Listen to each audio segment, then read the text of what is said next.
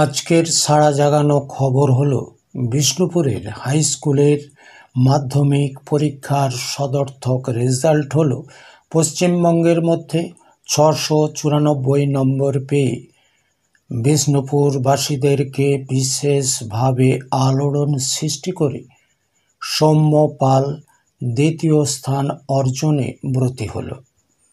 আজ পশ্চিমবঙ্গের প্রায় প্রতিটি স্কুলের ছাত্রছাত্রীদের ঠিকমতো পড়ানোই হয় না।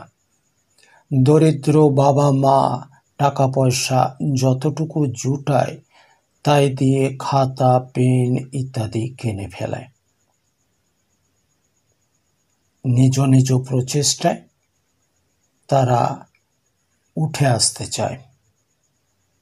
অনেক ক্ষেত্রে তারা মুখ থুবড়ে পড়ে যায়, তবুও চেষ্টা করতে দোষ কোথায়, তাই না? শিক্ষক শিক্ষিকাদের পড়ানোর ভূমিকা ছাত্র ছাত্রীদের উপর এখন বর্ষিত হয় না।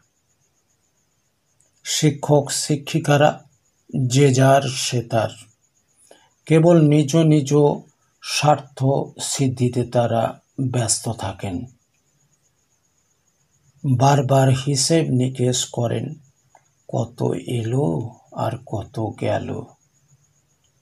অতএব বন্ধু, কেন হয় না এই প্রশ্নটা না করাই ভালো। এটা বরঞ্চ উচ্চ থাক। লাইক করুন, শেয়ার করুন, সাবস্ক্রাইব করতে ভুল করবেন না। নমস্কার।